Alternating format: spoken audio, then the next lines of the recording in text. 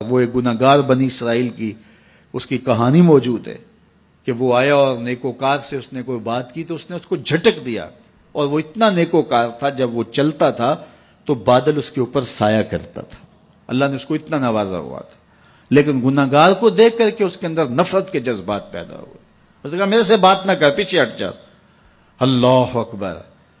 تو وہ بیچارہ بڑا رویا کہ مالک میں اتنا گناہگار ہوں کہ تیرے پاک بندے مجھے اپنے پاس بٹھانے کے لیے بھی تیار نہیں۔ دل ٹوٹا، شکستگی پیدا ہوئی، کہا لیکن مالک تیری مرضی، اور واپس پلٹا۔ لیکن جب واپس پلٹا تو وہ بادل کا سایہ جو اس نیکوکار پہ تھا وہ سایہ اس گناہگار کے سر پہ آ گیا۔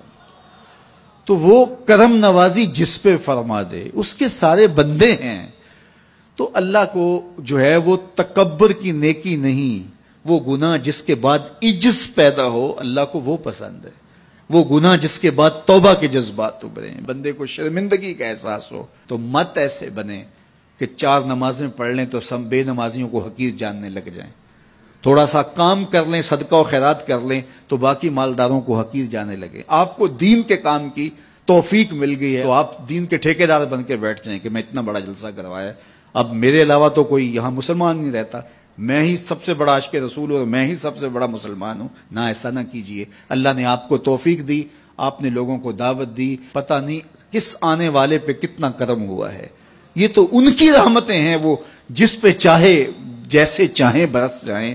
ہم کو ٹھیکیدار تھوڑے ہیں، ہم تو نوکری کرنے والے ہیں، ہم تو جوتے اٹھانے والے ہیں۔ ہو سکتا ہے کس کے صدقے، میرے والد گرامی مجھے یاد آتے ہیں، وہ مجھے فرمایا کرتے تھے جب گفتگو کے لیے نکلنے لگے اور لوگوں کا ہجوم ہونے لگا تو وہ مربی تھے بڑے، اور بڑی حکمت کے ساتھ جو ہے وہ کوئی نہ کوئی بات سمجھاتے رہتے تھے۔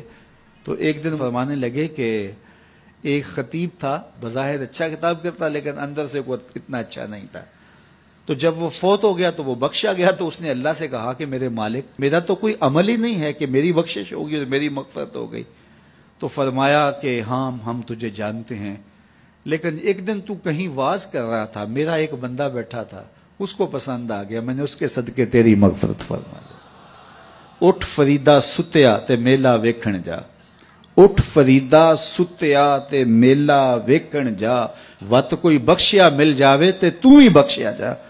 تو پتہ نہیں کس کے صدقے سے اللہ رحمتوں کا نزول فرماتا ہے، بے عمل کو دیکھ کر کے اس سے نفرت نہیں ہے، نفرت تو گناہ سے ہے، گناہگار سے نہیں ہے، لیکن کوشش کی جائے کہ یہ عمل بد چھوڑ دے۔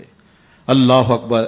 ایک جنازہ گزرا اور وہ جنازہ کسی غیر مسلم کا تھا تو چشمان رحمت میں آنسو آ گئے، تو صحابہ نے پوچھا کہ حضور یہ یہودی ہے یا عیسائی ہے، کوئی اس کا جو مذہب تھا وہ بتایا، تو فرمایا کہ مجھے اس بات پہ افسوس آیا کہ یہ اسلام نہیں لا سکا اور کفر کی حالت میں مر گیا، تو اگر یہ اسلام لاتا اور جو ہے وہ جنت کی راہوں کا مسافر ہوتا تو کتنا اچھا۔ یہ اس کے ساتھ بھی ہمدردی ہے۔ تو اللہ کی مخلوق، یہ جنت کے اکیلے ٹھیکیدار بننے کی کوشش نہ کریں کہ میرے علاوہ کوئی جائے ہی نہ، جنت کے دروازے پہ میں بیٹھ جاؤں گا کسی کو، یہ زیادتی ہے۔ میرے تو اعلیٰ حضرت نے یہ کہا تھا، ایک میرا ہی رحمت پہ دعویٰ نہیں، شاہ کی ساری امت پہ لاکھوں سلام۔ تو اس لیے امت سازی کی ایک تو کوشش کریے، اپنے اندر باہمی چھوٹے چھوٹے نزاع اختلاف، یہ انسانی فطرت ہے، انسان کے اندر طباع کے اندر اختلاف ہے، ترجیحات کے اندر جو ہے وہ اختلاف ہے، اپنے اپنے مزاج کے اندر تفاوت ہوتا ہے۔ تو ایسا نہ ہو کہ چھوٹی چھوٹی باتوں سے آپ جو ہے وہ امت کو پھاڑ چیر کے رکھ دیں، نہیں، بلکہ امت کا جو تصور ہے اس کو قائم رہنا چاہیے۔ تو گناہ کے بعد جب انسان کے اندر ندامت کا اظہار ہوتا ہے، وہ جو آنسو ٹپکتے ہیں، بندہ اپنے آپ کو چھوٹا سمجھتا ہے، میں اتنا گناہگار، میں پاپی، میں مجرم، میں میلا اتھرو، جب وہ اپنے آپ کو دیکھتا ہے کہ میں اتنا برا شخص ہوں تو پھر اللہ کی رحمتیں اس کے اوپر متوجہ ہوتی ہیں۔ تو اس کو پسند ہے کہ جب بندے اس کے حضور عاجزی کرتے ہیں، اس کے حضور معافی مانگتے ہیں، تو مت کسی کو حقیر جاننا کہ یہ گناہگار ہے، نہ جانے اس کا انجام کیا ہو۔ کتنے گناہگار ان کا آخر اچھا ہو جاتا ہے، کتنے نیکوکار ان کا آخر اچھا نہیں ہوتا۔ انما الاعمال بالخواتیم، وہ تھی تو فاحشہ عورت لیکن ایک کام کیا کہ ایک کتے کو پانی پلا دیا، اپنے دوپٹے سے جوتا باندھ کر کنویں میں لٹکایا اور اس کو پانی پلا دیا۔ حدیث پاک میں آتا ہے اللہ اس کے صدقے سے اس کی خطائیں معاف فرما دی۔ اور ایک نے بلی کو مار دیا خاتون کو، اور وہ جہنم کی آگ میں جلنے لگی۔ اس لیے کون کس کا انجام کیا ہوتا ہے؟ ہمارے بزرگ فرماتے ہیں کہ بچے سے پیار کرو کہ اس کے گناہ کم ہیں، اور بڑے سے پیار کرو اس کی نیکیاں زیادہ ہیں، اس کی نیکیاں زیادہ ہیں۔ چھوٹے سے اس لیے پیار کہ اس کے گناہ کم ہوں گے، اور بڑے سے اس لیے پیار کہ اس کی نیکیاں زیادہ ہوں گی۔ اور اسی طرح جو ہے وہ خیال کرو کہ ہو سکتا ہے اس کا انجام بخیر ہو جائے اور اس کا آخر کتنا خوبصورت ہو، تو مت کسی کو حقیر جانیے گا۔ ایک میرا ہی رحمت پہ دعویٰ نہیں، شاہ کی ساری امت پہ لاکھوں سلام۔ تو حضور کی امت سے پیار کرو، مخلوق خدا کو جوڑنے کی کوشش کرو۔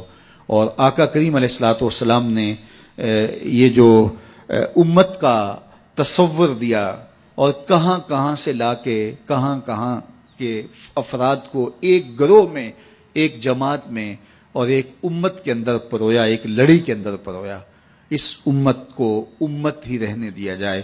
اللہ مجھے آپ کو اپنی پناہوں کا حصار عطا کرے۔